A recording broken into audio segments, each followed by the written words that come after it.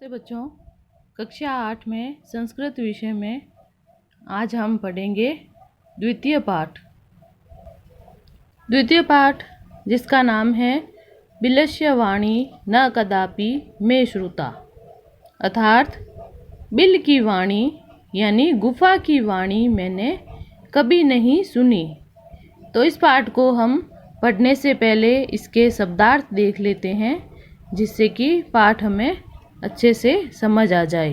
तो देखेंगे शब्दार्थ में आप देखेंगे जैसे कस्मिन् चित, कस्मिन् प्लस चित अर्थात किसी, वन में। क्षुधार्तः भूख से व्याकुल, क्षुधा प्लस आर्थ, दीर्घ संधि हुई है, क्षुधा प्लस आर्थ क्षुधार्थ अर्थात भूख से व्याकुल। अंतरे अर्थात बीच में, निगूढ़ो भूत्वा छिप कर। सिंह पद पद्धति, सिंह यानी शेर, पद यानी पैर, पद्धति यानी चिन्ह, शेर के पैरों के चिन्ह। रवह यानी शोर या आवाज, शब्द या आवाज। यावत तावत, यावत यानी जब तक, तावत यानी तब तक।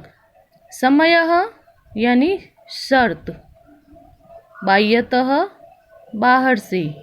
यदि तरही, यदि यानी अगर, तरही यानी तो। तच्छ्रुत्वा, तत् प्लस श्रुत्वा, तच्छ्रुत्वा अर्थात वह सुनकर, तत् यानी वह, श्रुत्वा यानी सुनकर। भयस्तंत्रस तमनसाम अर्थात डरे हुए मन वालों का। हस्तपादादि का हाथ पैर आदि से संबंधित। वेपथुः कंपन कांपना, वेपथु कंपन कांपना। भोज्यम भोजन योग्य। सहसा एकाएक या अचानक। अनागतम आने वाला दुख। सोचते चिंतनीय चिंता करने योग्य होता है। संस्थस्य रहते हुए। जरा यानी बुढ़ापा। कुरुते या करोति निराकरण करना, उसका निवारण करना। बिलस्य बिल का या हम कह सकते हैं गुफा का। तो इस प्रकार से ये शब्दार्थ आप अपनी कॉपी में करोगे और इनको याद करोगे, जिससे पाठ आपको अच्छे से समझ आ जाए। तो अब हम करेंगे पाठ। बिलस्य वाणी न कदापि मे श्रुता। बिल की वाणी, गुफा की वाणी मैंने कभी भी नहीं सुनी। प्रस्तुत पाठ संस्कृत के प्रसिद्ध कथा ग्रंथ पंचतंत्रम के तृतीय तंत्र काकोलुकीयम से संकलित है। पंचतंत्र के मूल लेखक विष्णु शर्मा हैं। इसमें पंचतंत्र में 5 खंड है, जिन्हें तंत्र कहा गया है। इनमें गद्य पद्य रूप में कथाएं दी गई है, जिनके पात्र मुख्यतः पशु पक्षी है। यानी गद्य में और पद्य में कथाएं दी गई है, जिनके पात्र क्या है, पशु पक्षी है। पात्र पशु पक्षियों को बनाया गया है।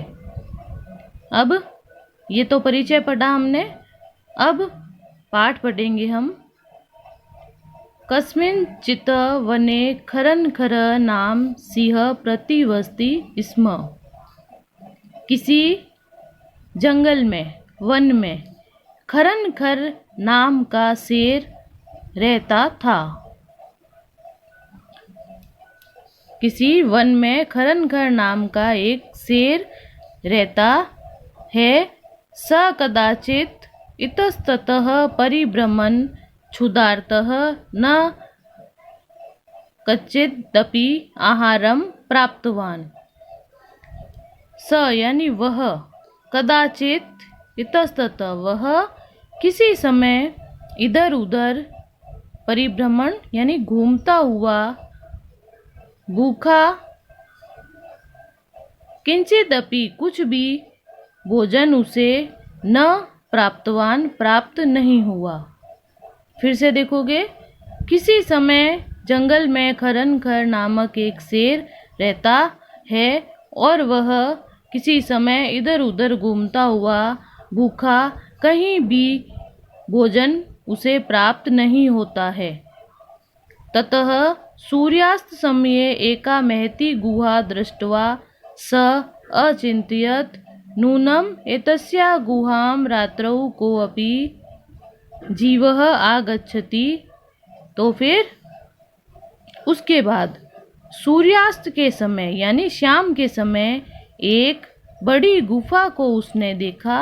घूमते हुए उसने एक गुफा को देखा और उसने सोचा, स अचिंत्यत उसने सोचा, निश्चय ही नूनम यानी निश्चय ही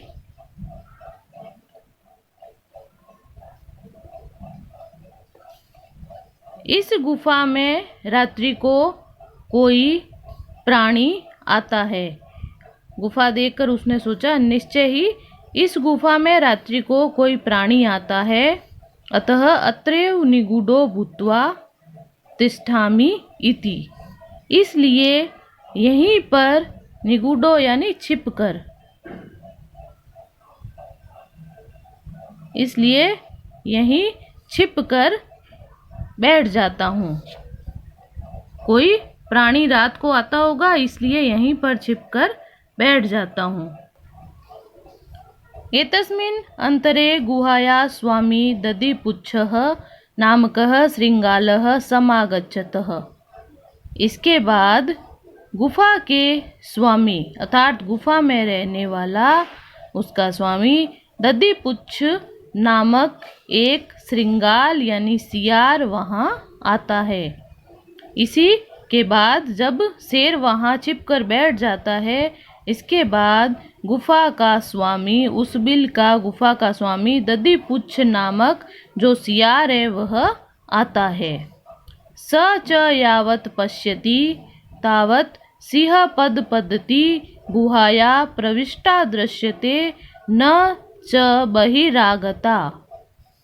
तो जब वह सियार वहाँ आता है और वह क्या करता है, जब वहाँ यावत पश्यति जब वह देखता है और वह जब तक देखता है कि तावत यानी तब क्या देखता है कि सिंह पद पद्धति शेर के चरण के निशान, शेर के पैरों के निशान या शेर के पैरों के चिन्ह गुफा में प्रवेश करते हुए दृश्यते यानी दिखाई देते हैं। न च बहिरागता और ना बाहर आते हुए। क्या करता है वो, जब वहाँ गुफा के पास आता है और वह जब यह देखता है कि वहाँ शेर के, तब वहाँ पर शेर के पैरों के चिन्ह गुफा में प्रवेश करते हुए दिखाई देते हैं और न कि बाहर आते हुए, यानी अंदर जाते हुए उसके पैरों के चिन्ह, जैसे यहाँ बताया हुआ है पैरों के चिन्ह जाते हुए उसे दिखाई दिए इस सियार को, और बाहर आते हुए फिर उसने नहीं देखा, पैरों के चिन्ह दिखाई नहीं दे रहे थे। श्रृंगालः अचिंत्यत अहो विनष्टो अस्मि, अरे मैं तो मर गया, मैं तो नष्ट हो गया। नूनम अस्मिन् बिले सिंह अस्तिति तर्कयामि, निश्चय ही इस बिल में, इस गुफा में शेर अस्ति इति, अस्तिति अर्थात अस्ति प्लस इति, निश्चय ही इस गुफा में शेर है ऐसा मैं सोचता हूँ। तर्कयामि यानी सोचता हूँ। तत् किम करवाणी, तो अब क्या करना चाहिए। एव विचिन्त्य, तो तब क्या करना चाहिए, इस प्रकार सोचा। एव विचिन्त्य इस प्रकार विचार किया। दूरस्थ रव कर्तुम आरब्धः भो बिलः बिल किम न स्मरसि यन्मया त्वया सह समयः कृतो अस्ति यत् यदा अहं बाह्यतः प्रत्यागमिष्यामि तदा त्वं माम् आकरिष्यसि।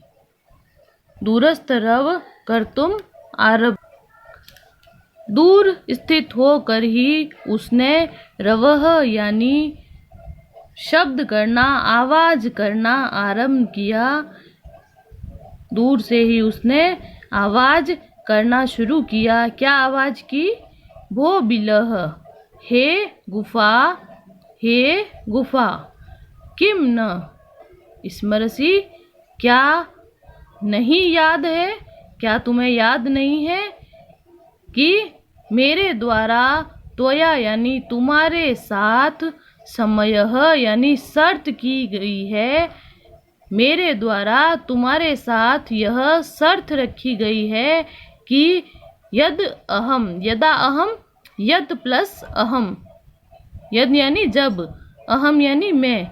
क्या शर्त रखी गई है कि जब मैं बाहर से प्रतिगमिष्यामि यानी लौटूंगा, जब मैं बाहर से लौटूंगा तब तुम मुझे आकरिष्यसि यानी तब तुम मुझे पुकारोगे। फिर से देखो, दूर स्थित ही वह आवाज करना प्रारंभ करता है और आवाज करता है, हे गुफा, हे गुफा, क्या तुम्हें स्मरण नहीं है, क्या याद नहीं है कि मेरे द्वारा तुम्हारे साथ समयः यानी शर्त की गई थी कि जब मैं बाहर से लौटूंगा तब तुम मुझे पुकारोगे। यदि त्वं मां न आह्वयसि तर्हि अहं द्वितीय बिलं यास्यामि इति। और यदि तुम मुझे नहीं बुलाओगे, आह्वयसि आह्वान करना, बुलाना तो आह्वयसि, यदि तुम मुझे नहीं बुलाओगे, नहीं पुकारोगे तो मैं द्वितीय बिल यानी दूसरे बिल में यास्यामि यानी चला जाऊंगा, प्राप्त हो जाऊंगा, दूसरे बिल में चला जाऊंगा। अथ एतत् श्रुत्वा सिंहः अचिन्तयत् नूनमेषां गुहा स्वामिनः सदा सम आह्वानं करोति परंतु मदभयात् न किंचित वदति।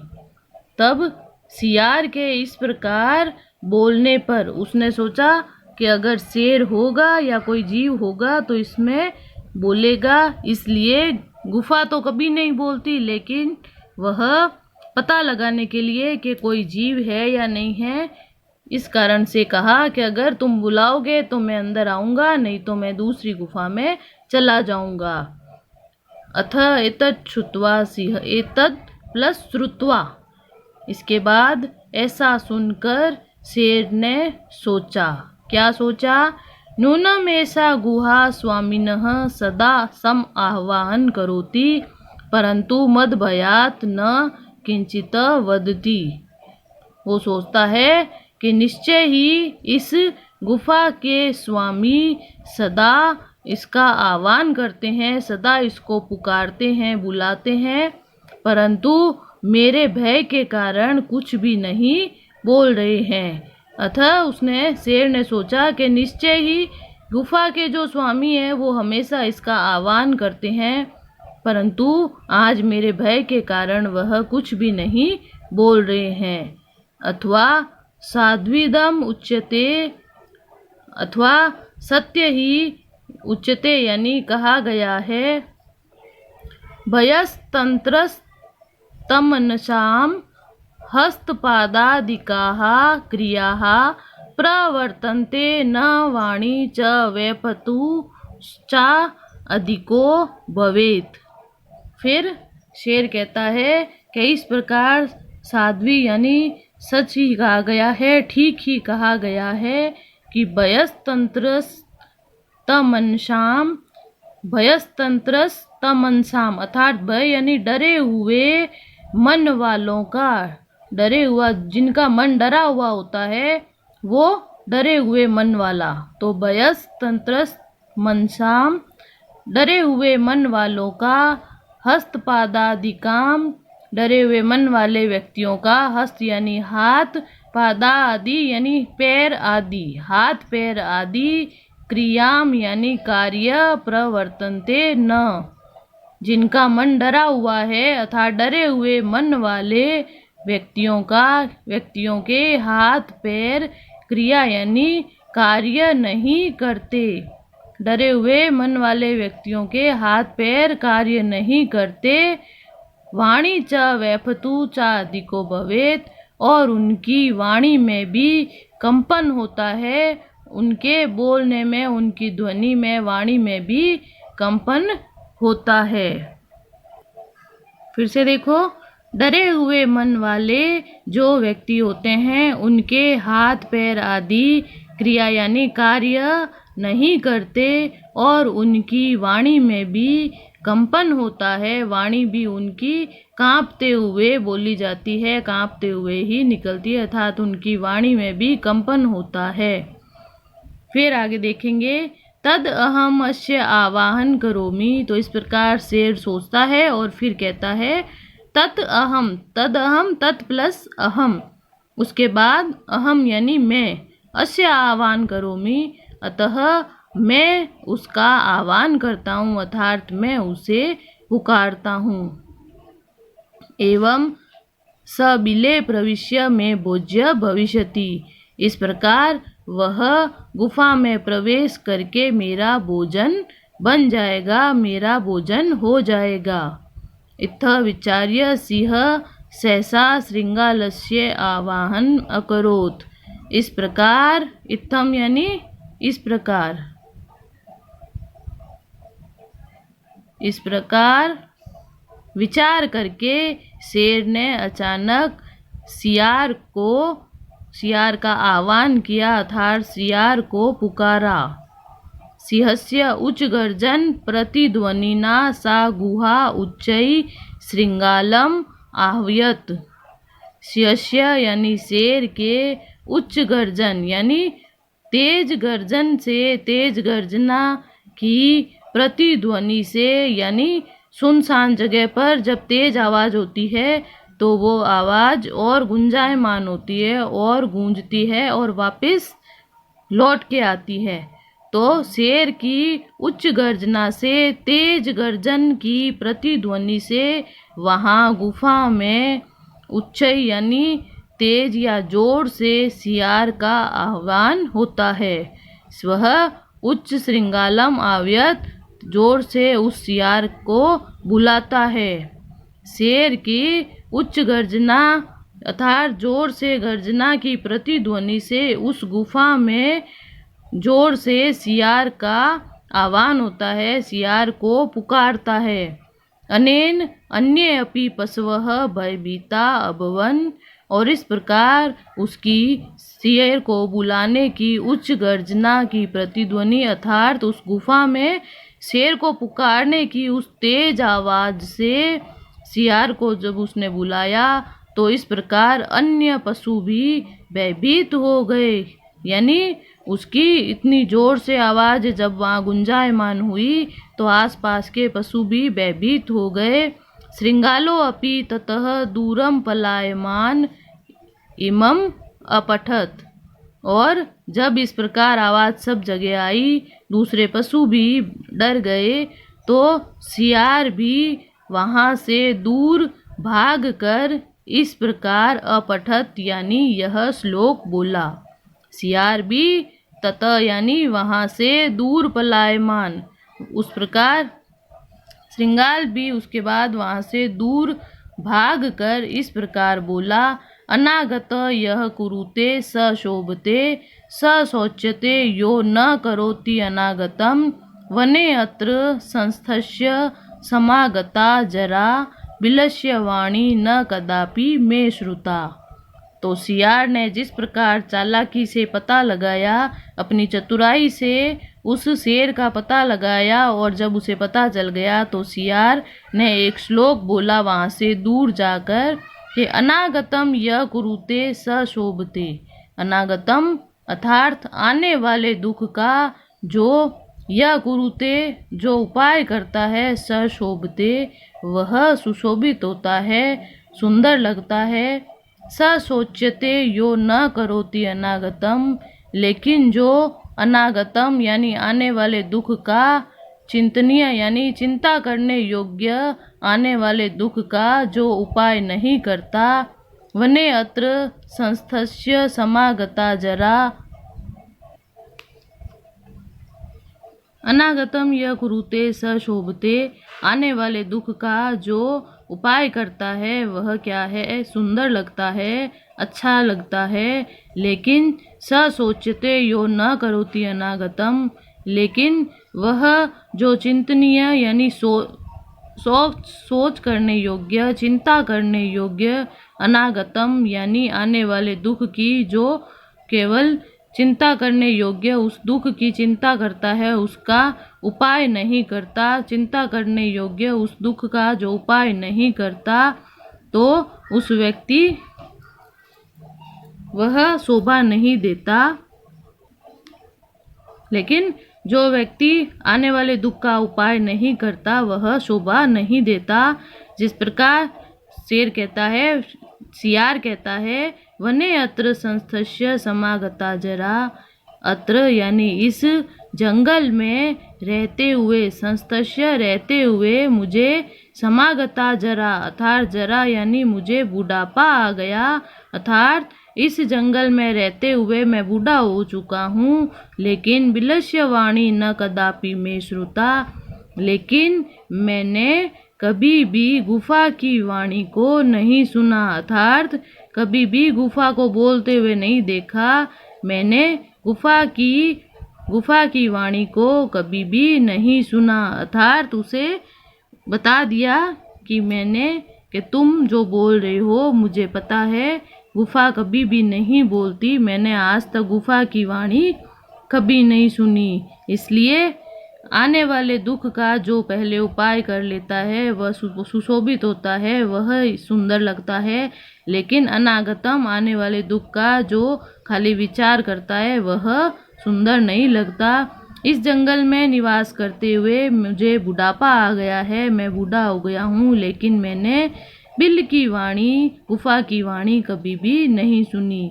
तो इस प्रकार द्वितीय पाठ हमने पढ़ा, बिलस्य वाणी न कदापि में श्रुता, बिल की वाणी मैंने कभी भी नहीं सुनी। इसमें शेर और सियार की कहानी हमने पढ़ी, आपको समझ आई होगी। अब इसका आप हिंदी अनुवाद करेंगे और फिर से दोहरान करेंगे और अपनी कॉपी में भी करेंगे इसके शब्दार्थ और हिंदी अनुवाद। धन्यवाद।